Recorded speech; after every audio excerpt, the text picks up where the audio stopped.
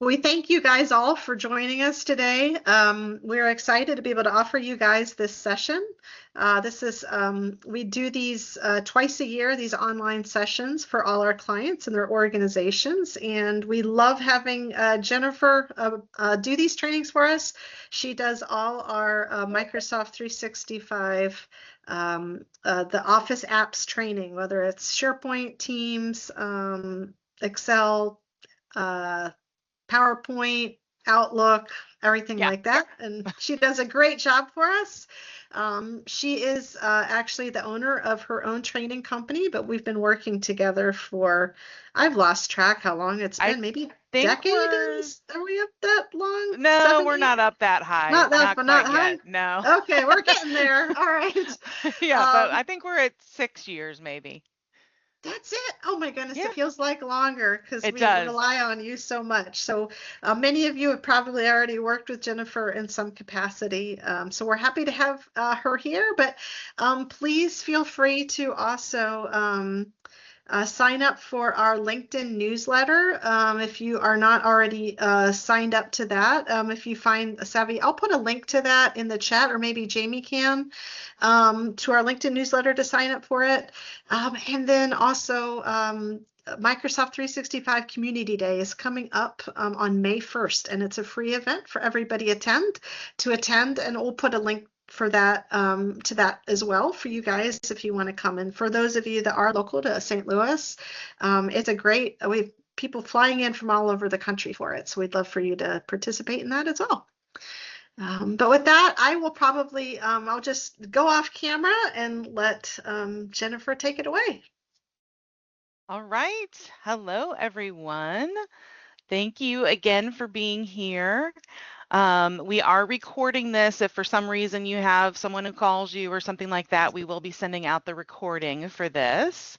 So just know that that is happening. And then there is in the chat, at the very beginning of the chat, is a 7 tips for Excel efficiency.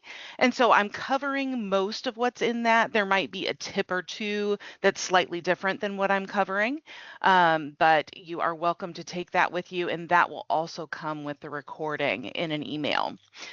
So if you don't grab it today or you forget, then you will get that as well.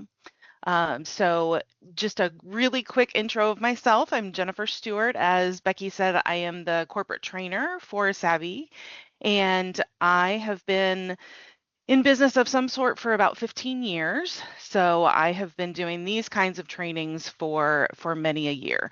So I absolutely love it, and it is what I meant to do. And so thank you all for being here and joining me to learn about Excel today. So the plan for this is we're going to go through, you probably saw in the calendar invite, there was an outline of what we're going to cover.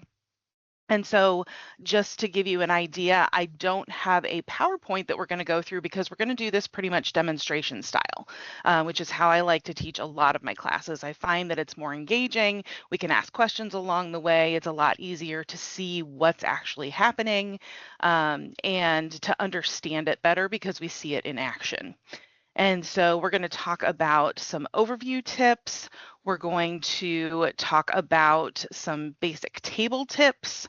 Probably some of this stuff you will have had before, but we may have some beginners on here. So I like to cover a few of the beginner things just so we don't lose anybody. And then we're going to do some Excel formula tips.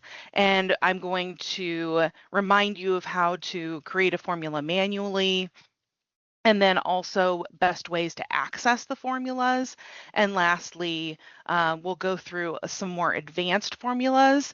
And honestly, I don't use a whole lot of advanced formulas, so I did a little bit of research on this. I found some really cool stuff, so I'm excited to share those things with you.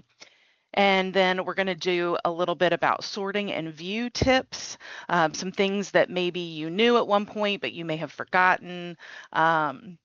And then lastly, we're going to talk about Copilot in Excel and the power that exists there.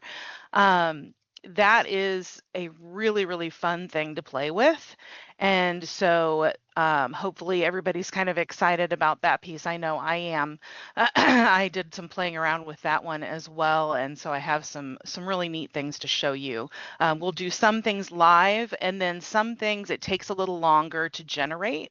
So I'll just show you what it generated for me. But we won't take the time for it to generate it in the moment. So that is the plan today. And so I'm going to go ahead and share my screen since we're going to do demonstration style. We'll get this started. And we're going to start with this guy here. Excuse me. And as far as questions go, we're a small enough group today that I have no problem with you interrupting me if you feel comfortable, if you're more of a verbal person and you'd rather verbalize your questions, or if you lose me and you're not sure what I did, just please let me know and I will show things a second time, whatever it is that we need. And then if you're more comfortable putting it in the chat, then I think Jamie's here to help us monitor the chat a little bit as well. And I will try to stop and look at the chat at different breaks in the talk. So that is what we'll do for questions. And so let's just go ahead and get started. The first thing I wanted to show you that most people blow right on by is when you're starting a new workbook. And just for those who might be our beginners, if I use the word workbook, that can be multiple spreadsheets or multiple worksheets together in one workbook. And I'll show you in a second what I mean by that. And so when you're first starting to create your workbook, you actually have this flood of templates that's here and ready for you. So if there's something specific that you're looking for, and they have it, like for instance, they've got a really nice invoice here. They have a budget, they have a daily calendar, all kinds of things in here. And you can always do a search up in here. You can use their suggested searches to find what you're looking for. I highly recommend looking through here and kind of playing around with it because there can be a wealth of knowledge just from this. It's already preset for you, and all you have to do is put in your own logos and things like that and go from there. So I highly recommend doing that. And then also you've got these little tours here at the beginning. If you can see that in the upper left corner. So if you need a refresher on formulas, pivot tables, just a tour of Excel in general, if you are a beginner, lots of options here. So don't forget to look at that when you start a new workbook. But in this case, we're going to use my existing workbook, and we'll go to the next thing I wanted to cover, which I cover this in every single class that I give because it is something that carries through to Excel, Word, and PowerPoint. All three of them have this feature. And so well, actually a couple of features that I'm going to go through. And I want you to know that that's there. And so let's talk about that. So one of them is customizing your ribbon. And so there's a couple different ways that you can customize it. The first thing I want to show you, if you go to the very far right of your ribbon and look, there's a tiny little down arrow. And if you click on that, that gives you multiple views of your ribbon. So right now we're doing the always show ribbon. So that shows all the different icons and everything. If you have a smaller screen, you might want to consider showing just the tabs. And you may have had times where this happened to you and you didn't know what happened and you didn't know how to get back. So the way that we get back is we can click on one of these tabs, and then from there, we can go to that little arrow again in the far right, and then we can go back to always show ribbon if that's what you prefer. The last one is full screen mode that I want to show you, and that I like to show people. Not many people I know use this very often, but if you're someone who gets distracted quite easily, this is a great option for you. And again, reminder, this is in Excel, Word, and PowerPoint. You can use this with any of those. we can go to full screen mode, and now it takes that ribbon away so it's not distracting and you can work within here. What confuses people is they wonder where their ribbon went and how to get back to it. So we go to the very top, we see this bar at the top, it's gray, then if I hover over it, it turns white. If I click on that, that's how I get back to my menu, my ribbon, all that good stuff. And then if you want that to come back, just to going back to normal, you can go back to your little arrow and then switch to either showing tabs or always showing the ribbon. So sometimes I've had folks, some of my clients get lost in that full immersion mode. And so that's one of the reasons I like to show that is if you get stuck in there, now you know how to get back out of it. So that's one way you can customize your ribbon. And then another way that you can customize that ribbon is by clicking. I like to do a right click in between any of the words, and then you get customize the ribbon. This is actually going to take us right over to our settings. So I'll show you how to get there the long way as well. But it'll take us right here into our options or settings. And the long way to get there, in case you're having trouble with that right click, you can go File, all the way down to the bottom left to Options. And then here we have Customize Ribbon. This is a really powerful tool. You want to use this for programs that you're in all the time. If you are constantly in Excel and using it to the utmost, then this is a really good thing for you to look at. What you can do is you can rearrange the groups in your ribbon. You can create a new group that has all of the icons that you need at the click of a button, so that you don't have to go through all those tabs, all of the menu at the top to find what you're looking for. So you can create a new group with what you need. You can rearrange so that if you're using certain tabs all the time and that you're always having to figure out where they are, you can move them to the front. Lots of different things that you can do here. I'm not going to spend a ton of time on this because we want to get into the meat and potatoes of Excel, but I did want you to know that this is here and you can kind of play around with that. A key thing that I want to show you is your reset is right here. If you play around with it and you want it to go back to normal, you can just say reset all customizations, or if you just want to reset the ribbons tab or the ribbon tab, then you can do that. So that is another way to customize the ribbon. And the last thing I want to touch on is your quick access. And that is the toolbar up here at the very top. Yours could be below the ribbon. And let me show you what that looks like. You see this little arrow to the right of this. I can actually hide the quick access toolbar. I can show it below the ribbon. So yours may look like this. It just kind of depends on where that autosave is for you. And so when it's below the ribbon, you can show these labels. When it's above the ribbon, usually there's not enough room to show the labels because that's where we have the title, that's where we have the search bar, things like that. This is another way to have quick shortcuts to the things that you do all the time. So you can see it automatically has save, undo, redo, but then I added the print preview. I go to that all the time to see how my Excel document looks. And again, you can use this same tool in PowerPoint and Microsoft Word. And in each of the programs, you'll need to set it up separately because obviously we have different icons and different actions that happen in PowerPoint, such as animations, that you could have as a shortcut in your quick access toolbar, and that would not be available here in Excel. And so each of the programs, once you shut up your quick access, then it'll stay that way for that program. But just know for each individual program, you have to set it up separately. And so save as, I use templates all the time, so I use save as all the time.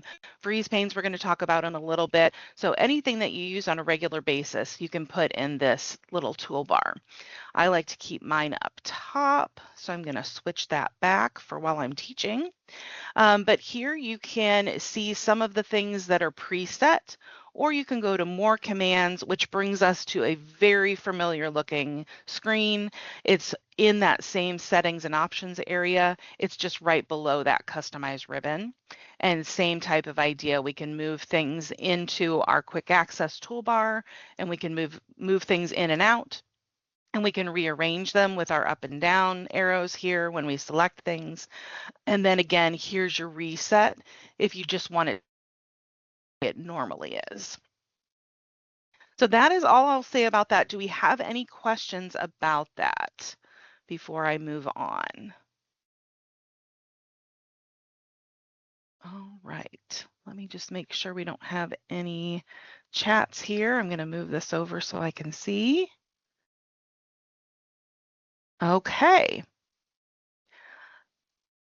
So then let's get into our next piece here. I'm getting up our chat so that I make sure I don't miss anything.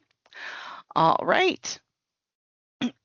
So the next piece I want to talk about is basic table tips within Excel.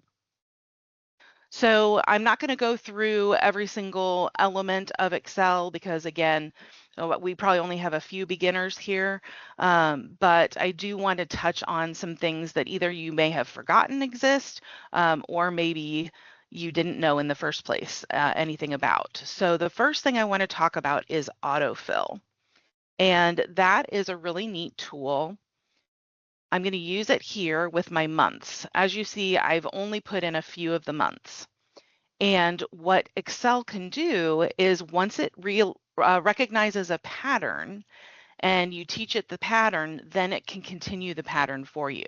So I probably could have even just done 2 months and it would have recognized it. But what I'll do is I'll click and drag and highlight the pattern so that it can see it. And then in the bottom right corner is a tiny little box, and I'm looking for the icon that is a plus sign when I'm hovering over that.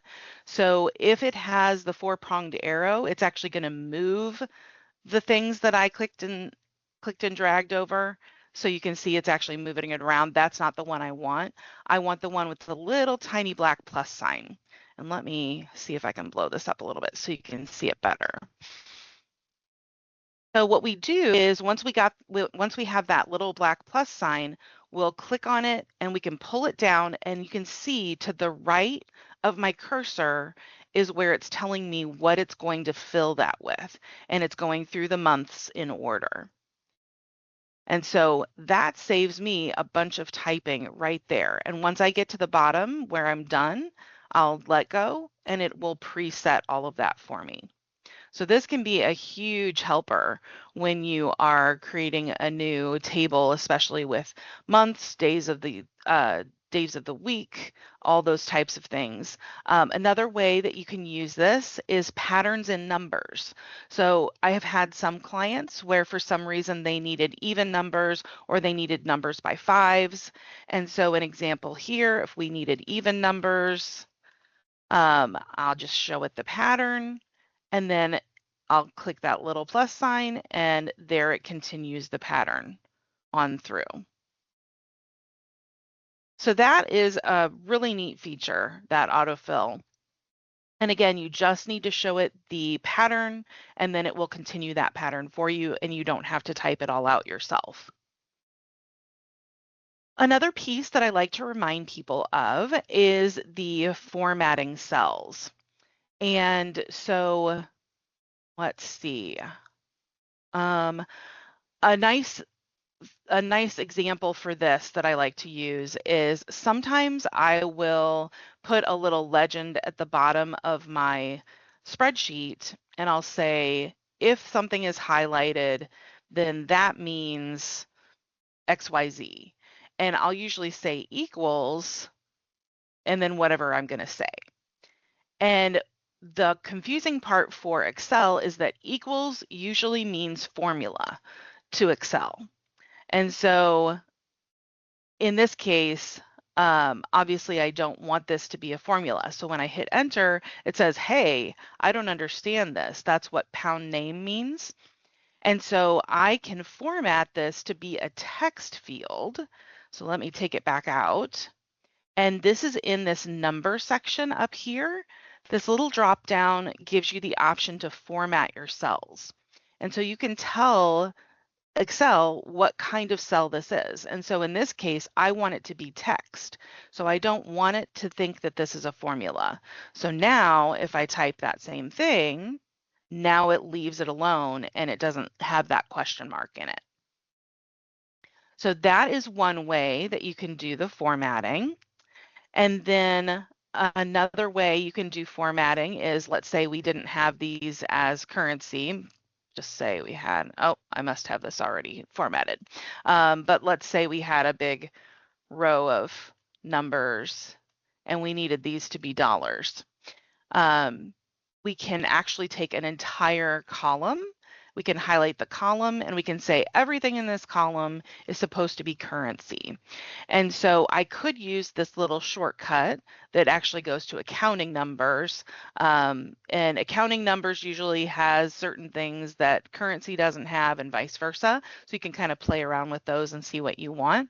But I'm going to go with currency in this case, and it gives me the decimal points. And then I can choose if I want to keep those decimal points with this decrease and increase decimal. And so sometimes you want more decimal points if you're working with some scientific information.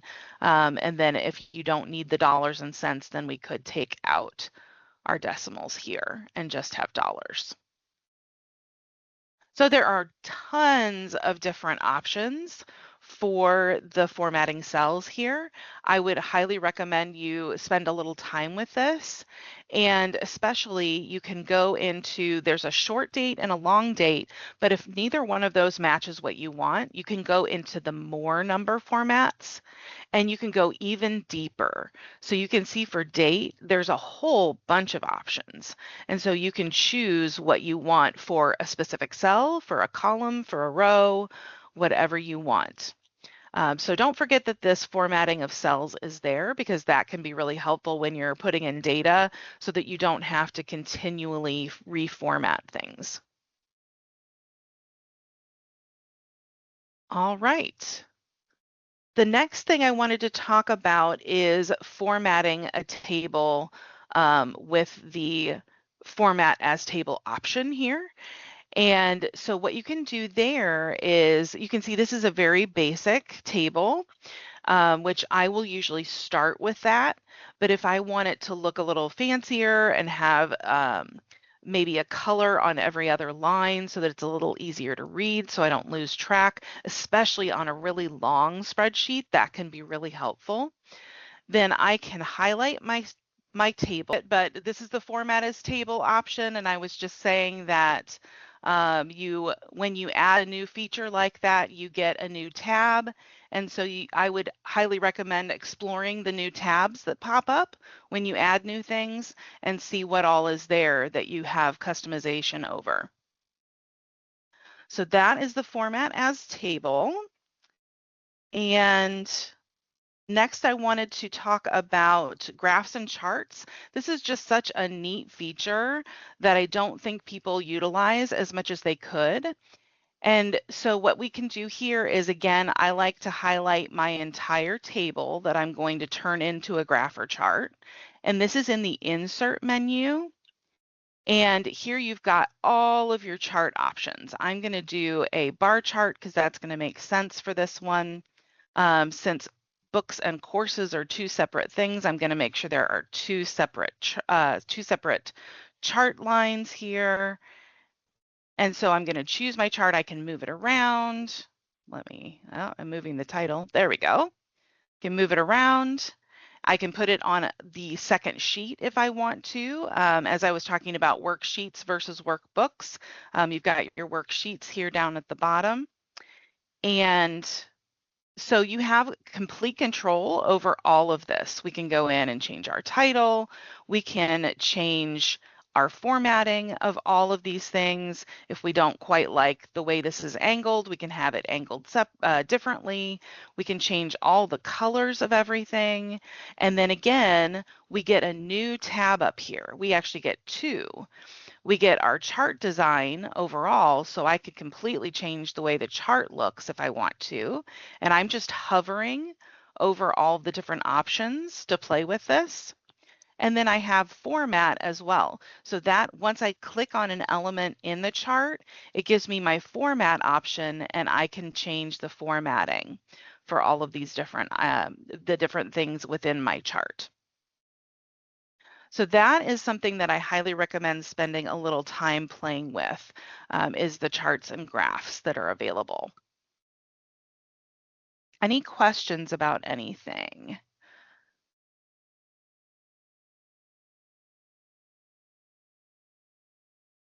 All right. I'm just making sure we didn't have any other questions besides the fact that you couldn't hear me for a little bit. Okay, so the next thing I want to talk about is formulas. I'm not going to go through the basic formulas such as sum and average and things like that, but I do want to talk about a reminder of how to create a formula from scratch, so that you remember kind of how that all works. If you need to um, well, first let's get a grand total here and I'll show you where to access your different formulas from. You can build your formula manually. So if I want to total up all the book sales, I can do my sum, and then the forward parentheses, it reads my mind, which there's a lot of this that happens, a lot of this that they've programmed into Excel that gives you suggestions of things. It's not always right.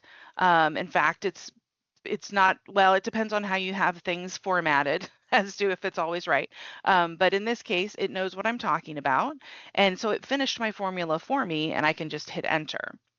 The other way that I could get to formulas is I can come up here for my shortcut formulas under auto sum.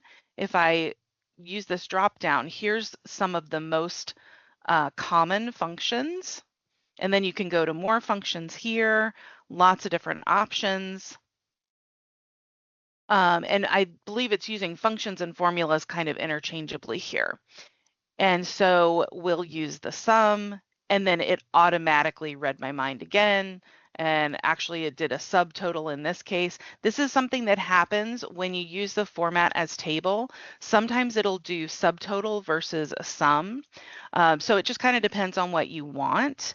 And in this case, I really want what I did before. So I'm going to copy this one and then I'm going to paste it over here. And it gives the same answer, but it just kind of depends on what you're wanting it to do. So you'll want to pay attention when you add in the different items here as to if it's putting it the way that you want it or if it's changing it a little bit. And so the main thing I wanted to do is then show you a fully manual formula where you just create a math problem. A lot of people forget that that is an option here. And so in this case, for my gross revenue, I have my total here, but I have the dollar value of the books up here. And that's because it's one number and it doesn't change. And so in that case, I'm actually going to do just a manual math problem here. So I want this cell and I want it multiplied. And you can see again, it read my mind. It found the word book. It knew that we were in the column for books and said, oh, it looks like that's the price for those. And so this has really been a cool feature that they added that I think there's some AI going on in the background, a little bit even separate from Copilot, that is looking for things that make sense as to what you're doing. And so in this case, that is the right answer. So I'm going to hit enter. And then the same thing here. I can create that manual formula if I want to, and we'll see if it'll pick up. Sometimes it takes a second, and then here, it just picked it up again. So that's just a cool feature to play around with. The fact that it can kind of read your mind as you're going through and doing things. So I like to point out that you can create those manually. You can type in your formulas manually if you're familiar with them. And so there's lots of different ways to do this. You don't have to be overwhelmed by the big formulas ribbon here with all these crazy options. Um, you can start pretty small and you can create things yourself. So that is the third way. I wanted to show you three ways to access those formulas. First is just by starting to type it. Second is your little shortcut up here. And then third and most complex is the formulas up here. And so you can look through if you know what you're looking for. This is a great place to go. If you're really not sure, then I would highly recommend using your help. That is a great, great way you can even just put in here just regular language as to what you're looking for, and it will help you find a formula that will do that. So I highly recommend that. Again, that's something that we tend to forget is that we have a whole help tab up here. And so the last thing I wanted to show you in formulas is an overview of some of the advanced formulas. And again, this is where I kind of geeked out the other day when I was looking at this. So one of the things I want to show you, let me switch spreadsheets because I want a little bit more complex spreadsheet for this. So let's say that this is a list of clients and this is the balance for each of them. And I need to know who has a high balance in my books and who has a low balance. And so I can use the if formula or function in this case.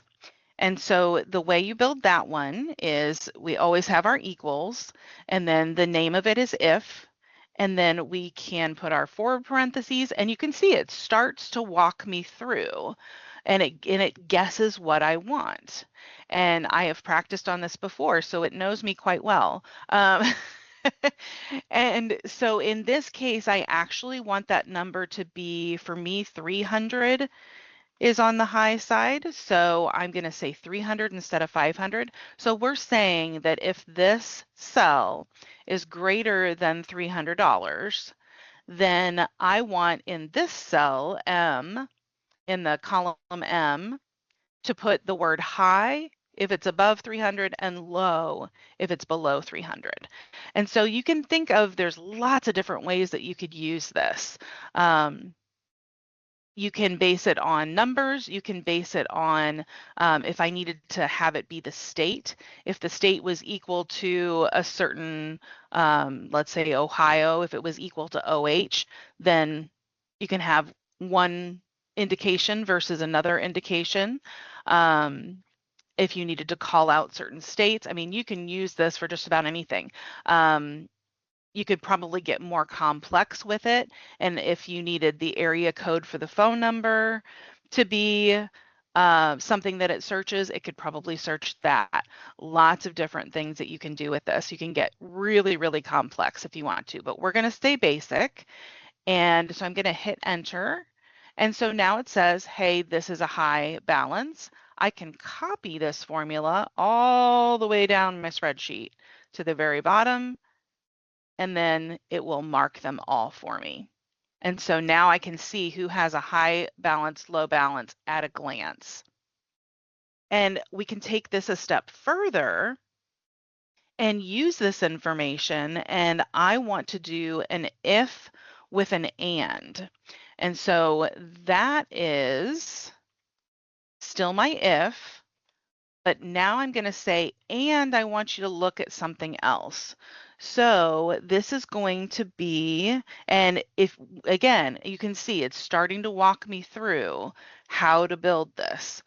So I want this to be, if this equals the word high, and you always use quotations for words, then my and is, and the state is California, and let me put my equals sign in there so I don't forget.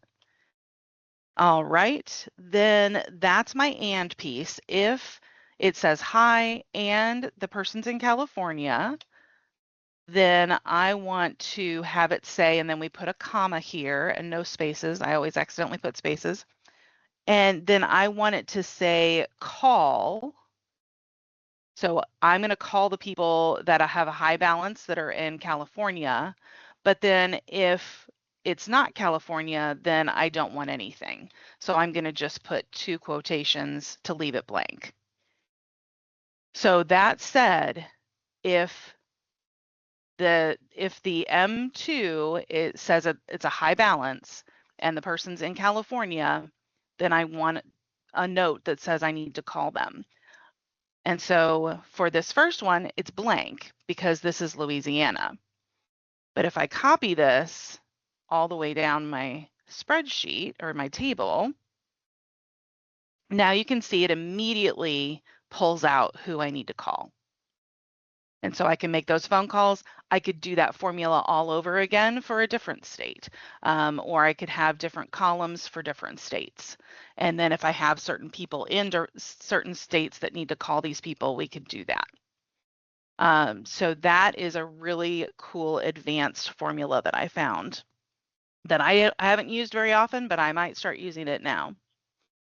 Some other ones that are out there, sum if, that is if you want it to total things based on, let's say you only wanted it to create a total for people in Maryland, then you could say, if sum if the state is MD for Maryland, I think that's Maryland, then that is another one that's out there.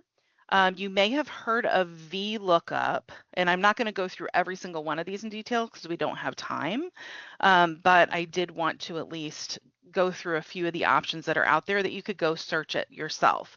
VLOOKUP is to find something in a column that goes with another table that you're creating. So if you needed it to look in here for a certain person based on zip code or something like that, you can have it do a lookup. So the VLOOKUP is the old way of doing it. The XLOOKUP is a newer way of doing that. So if you were used to using VLOOKUP, you might check out XLOOKUP. So that is something I would recommend looking into if you need to have it search big, huge spreadsheets pretty often. Another neat one that I found is if you need to extract certain characters.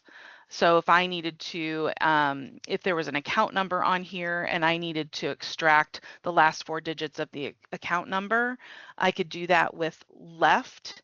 If it was on the left side, in this case, if it was the last 4 digits, it would be the right.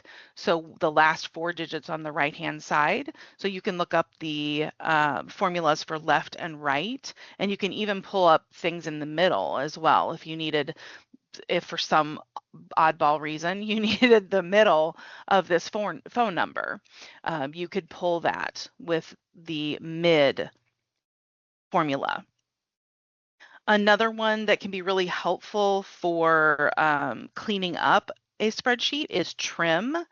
So if you needed to trim extra spaces out of cells that you imported from somewhere, trim is a great one. Another one I want to show you is text join. So that one is, let's say I needed a field that had the full name.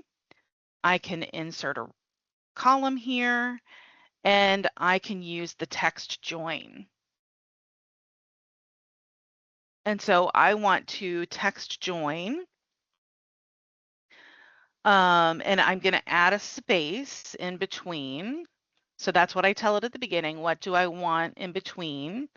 I want true is going to ignore empty cells so that it doesn't give me some error. And then I want it to join, and then it read my mind again. I want it to join A2 and B2. And so that's the text join. And all of a sudden now we have a full name, and we could take that and copy it all the way down. So that is a wonderful feature, wonderful formula that's out there. A couple more that I want to show you, and then we'll move on to the next section. The today and now. I don't know why I didn't know that these existed, but they are very, very easy and very useful. So if you need to have at the top of your spreadsheet something that says the last time that the spreadsheet was edited, you can have equals today, and then all you do is empty parentheses, and it's as easy as that. And then if you need something that also indicates the time, if you have people making lots of changes during the day, then you can say equals now with the empty parentheses, and that adds the time. So, and I didn't even plan that. It's perfect noon. So those are really super simple ones that can be really useful in any spreadsheet, really. And then the last one that I want to show you that could be helpful if you, especially if you're tracking some different tasks that are happening. Maybe you've got, I mean, you may be using Planner, but maybe you've put something in a spreadsheet that's tasks that you have the date that it started, and then you have the date that it's due, and you need to know how many working days or, yeah, how many working days are in between. And so that is called net work days, and you put it all together. So it looks like network days. And so let's put a couple of dates in here, and we'll do, okay. And so if I need to know how many working days are in between there, I can say equal net work days. And then I'm going to put from the first date, comma, last date, and then end it. And I did it wrong. Let me do it again. Oh, I probably put a space in there because that's what I tend to do. Oh, and I didn't put the S on the end. I needed the word S, or the letter S at the end. That was the problem. There we go. So there are 52 work days between these two dates. And so that's a great feature if you want to have a whole column that says, hey, this is how many days we have to work on this. Any questions about any of those formulas, or does anybody have any other ones that you would suggest people look at?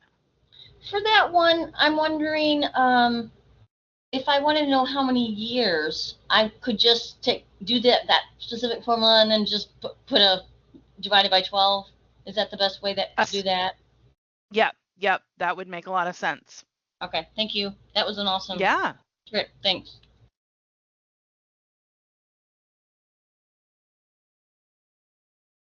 All right. Well, if anybody thinks of anything, feel free to drop that in the chat. But I'm going to go on to the next section. And that's going to be sorting and view tips. And I'm just going to go over a few different things. Again, things that you may already know, but maybe some things that you haven't used recently, or this is brand new to you. So let me get rid of this column and that one. Okay. So custom sorting and filters. I really love the custom sorting because you can do more than one level of sorting. So again, I like to just highlight, and we'll go ahead and keep in my new call. Here, we'll give that a title so we know what this is. Okay. And so I like to highlight my table first, just so it's ready to go and the system knows what data I'm talking about. And then I can go up here to my sort and filter. So first I'm going to talk about sorting, and then I'll talk about filtering. So you have your typical sort A to Z. That will go A to Z on the first column. And so we could do that.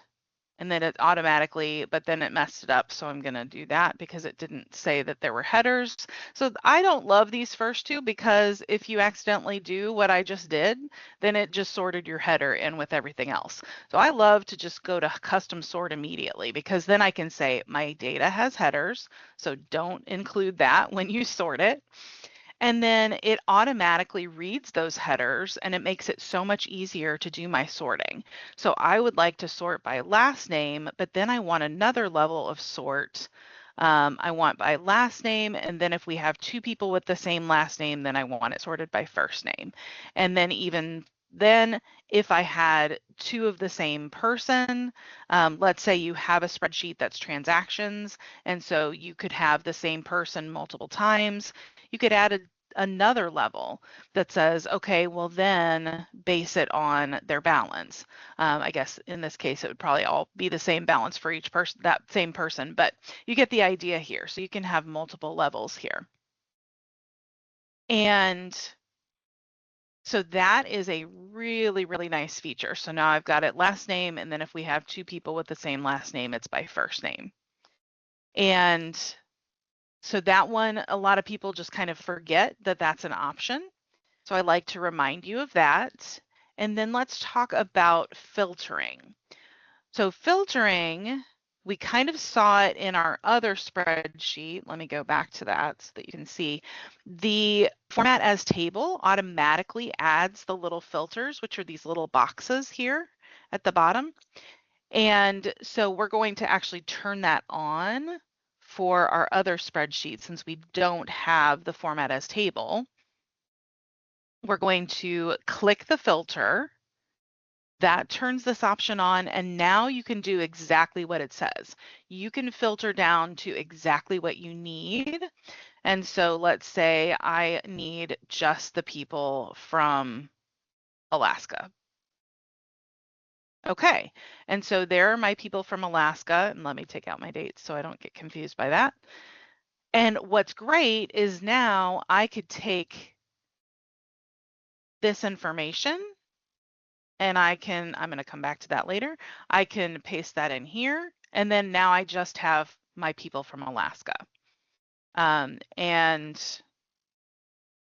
then a quick tip in case people don't know, when you have it flashing like this and you want to get rid of it, just hit escape and the flashing will go away. The flashing just means it's in copy mode.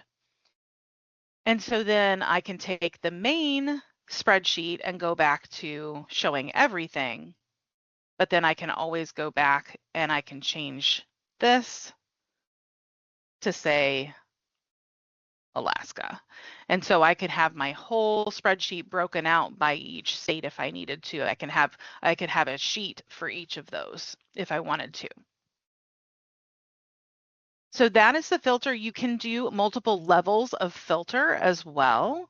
So let's go to, this time we'll do Colorado, and then, oh, well, that's not going to work. Let's go back to Alaska since we have multiples there. So I can sort by, or I can filter by Alaska, but then I could even drill down further just to the folks who have a specific zip code in Alaska. And then now I've got it down to exactly what I'm looking for. So you can have that multi-filter with the filtering options as well. And then you can always, you'll see that the icon changes. Instead of a little down arrow, it has a filter icon on there. And then we can clear the filter in this way and then clear the filter here. And another neat way to use this on a number is if you want to filter by if it's greater than a certain number, less than a certain number, so on and so forth. You can also use that with words as well. So if it starts with an O, or if it's the word orange, well, the word orange would be an option here to select, but you get the idea. You can have a text filter that equals or begins with a certain letter or a certain few letters if you're looking for specific things. So filters are also an amazing feature in Excel. I use them all the time. Really quickly, I also want to show you freezing and unfreezing panes. So this is more about how you're viewing your data. Because right now, if I scroll down, now I don't know, what is this column? I don't know what these are because I lost my headers. And so, and if I went to the right, if I had a bunch of data to the right, then I would lose who I was looking at. So now I don't know who this is that I'm talking about here. So if I want to freeze the name columns on one side and freeze the headers at the top, I can do what's called freezing panes. And this is in the view because you're changing your view. So this is in the view tab. And so this is about a third of the way down, or no, I'm sorry, 2/3 of the way down. And this is the freeze panes. So you can just freeze the top row and or the first column. In this case, we actually want 2 columns on the left and the top row. And so what you want to remember is when you're freezing panes, it always freezes to the left of where your cursor is and above where your cursor is. So if I choose this right here, C2, then everything to the left will freeze and everything above C2 will freeze. And so if I freeze panes at this point, now it's very subtle, but you can see there's a line right here under the header, and there is a line. It's a little harder to see. Let me scroll down so you can see it. There's a line here that is next to the 2 columns on the left, and that tells you where you're freezing. And so you saw as I scrolled, the header stayed. And then if I scroll this direction, the names will stay. So I can always tell what it is and who it is that I'm looking at. So that is really important, especially if you're going to be sharing a spreadsheet with someone else. That can be a really nice thing for you to set up for them before you even send it. So then adding a header and footer is the last thing I want to tell you in this section.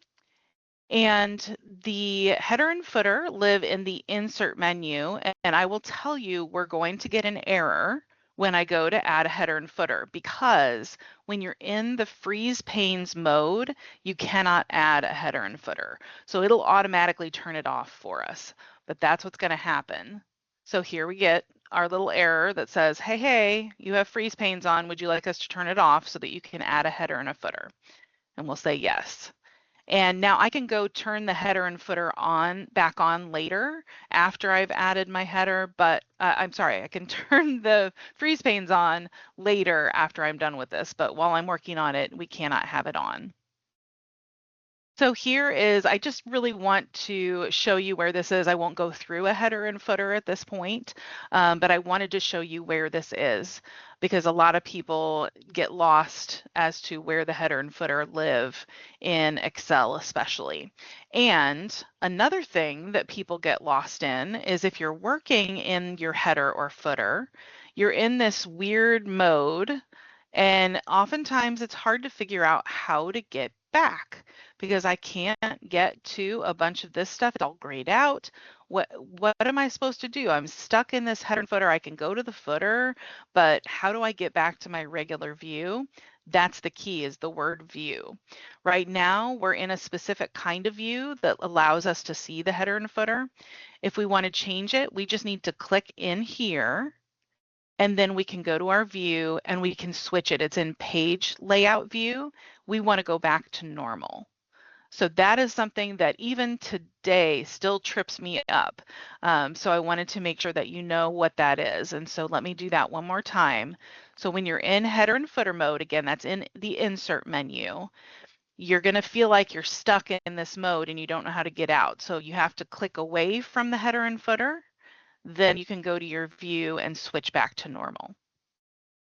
And then you can turn your freeze panes back on. So that is the header and footer. Any questions about anything so far before we go into Copilot?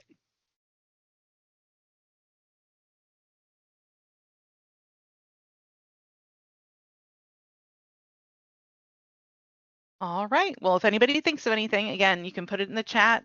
Interrupt me if you want to. Since we've been doing Q&A throughout, I'm going to go ahead and take the time we need to go through the Copilot here. This is such a neat feature that's now been added with the AI.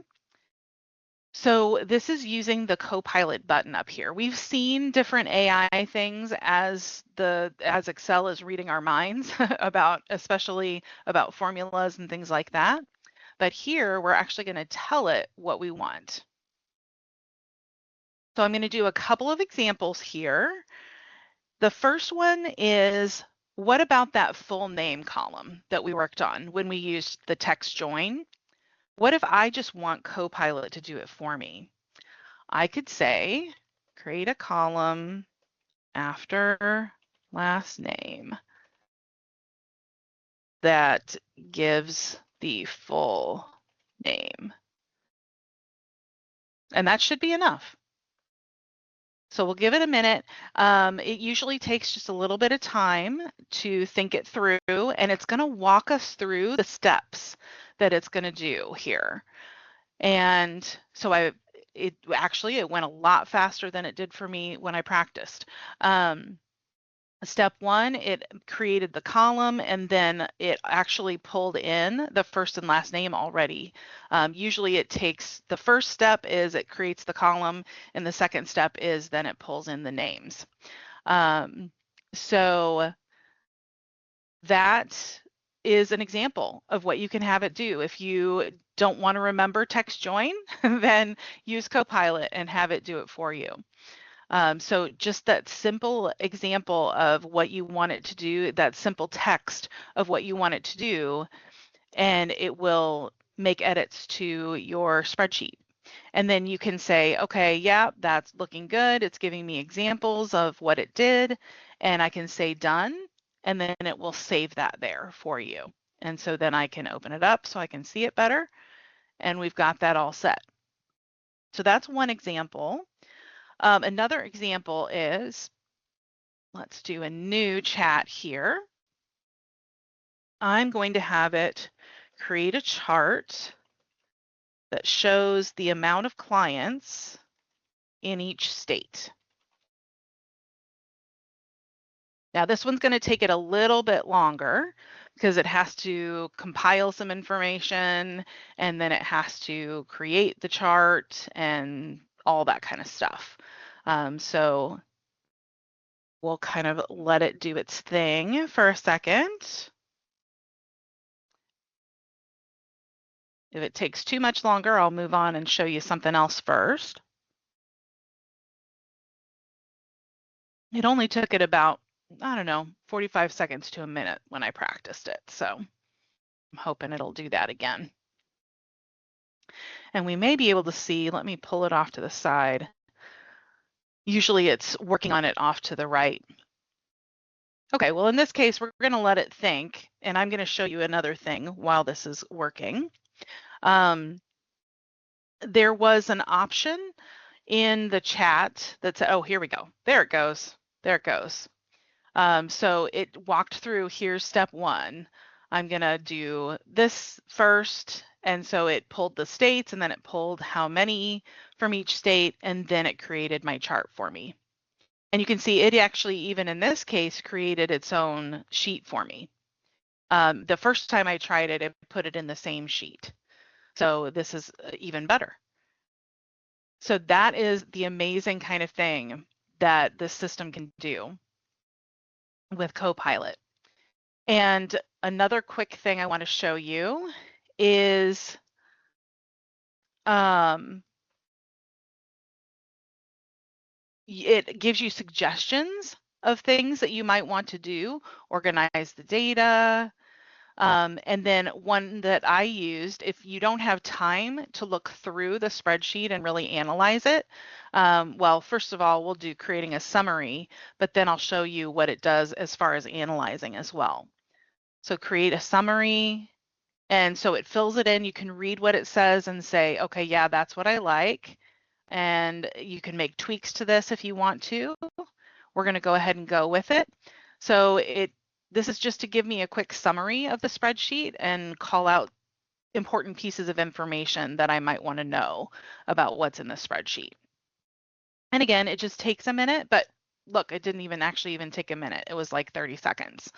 And so here, it gives me key insights, questions to help me explore further, all kinds of great information just from that one little prompt. And that was a prompt that it filled out itself. And so the last thing that I want to show you with Copilot is over here, I did the data analysis. Let me show you where that is. So we'll show more here. So analyze this workbook and add data insights. I did that one. It probably took it about 4 or 5 minutes, but what it gave me was golden. So here is a whole tab that it gave me, and it did all of these charts and graphs and all of this information. And then what I did is I copied what it said over here on the right over here so that you can kind of see what it went through and some additional information that it gave me that was not on this sheet. So I highly recommend taking a pretty robust spreadsheet like what we have today and doing the same thing, just so you can start to learn what exactly Copilot can do for you instead of you having to do all of this work yourself. That can save you a lot of time. All right. That is all that I had as far as the presentation goes. Do we have any questions, or does anybody need to see anything again?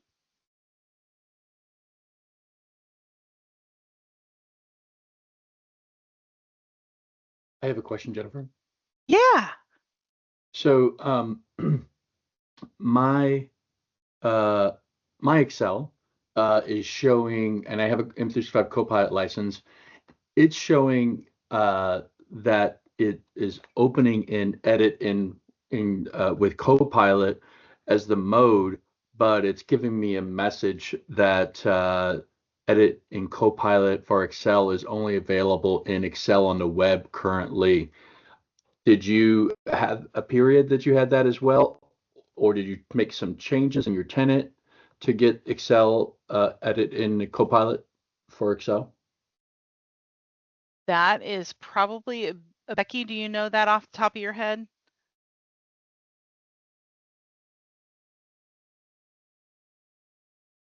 No.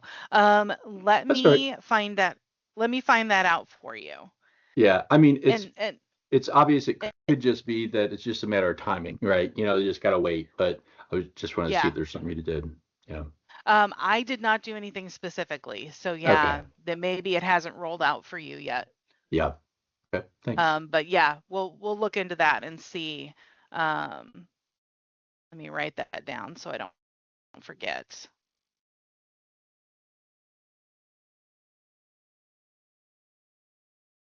Any other questions that we have?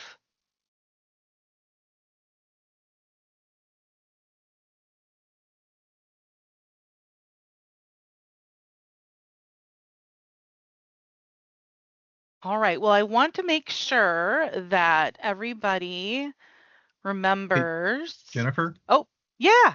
Hey, quick question. It's kind of related to the last one because I've had varying success of Copilot within the web version and the thick client. But I think the other thing is that it feels like every time I close my eyes and just open them, there's a new feature or functionality from Copilot within the apps. Can you share maybe your impression of how quickly it changes and how much you've had to readapt, and how much you're just pleased by seeing the improvements? Yes, I am pleased. As you can see, I was very excited by everything that was available in there. I will say, yes, Copilot is changing on a daily basis. And so you can expect to see new things popping up. I would say, for the most part, from what I've seen, there aren't new things in here. Well, I was going to turn my camera back on so everybody can kind of see since we're all just sitting here. I would say that the new things that are coming up don't usually supersede what's already there. So you're not having to relearn anything. You're just having to get used to what's coming in. And usually it's just new and improved and cooler features. And so you can use them or not use them, and it's perfectly fine. So you can take your time to learn what's in there. And I would just follow, if you don't already get the emails from Microsoft about what's new in Copilot, I would recommend getting those emails, getting on their newsletter for that, because that will kind of tell you what's coming up and it'll tell you what to look for. But I would say nothing to be overwhelmed by, just probably more excited than anything, because I think unlike some of the other programs and how some things are being taken away in some places, in Copilot, it's almost all being added more than it is things being taken away or changed. Great question. Any other questions? Don't forget that we've got this Microsoft 365 Community Day in St. Louis on May 1st at the Microsoft Innovation Hub. It should be lots of fun, very informative, and so you get to learn about leveraging Microsoft 365 and the Power Platform there. And that's all I have. Well, we're done a few minutes early, but definitely let me know, let Becky know, let any of us know if you have any questions that pop up. And thank you all for being here. I really appreciate it.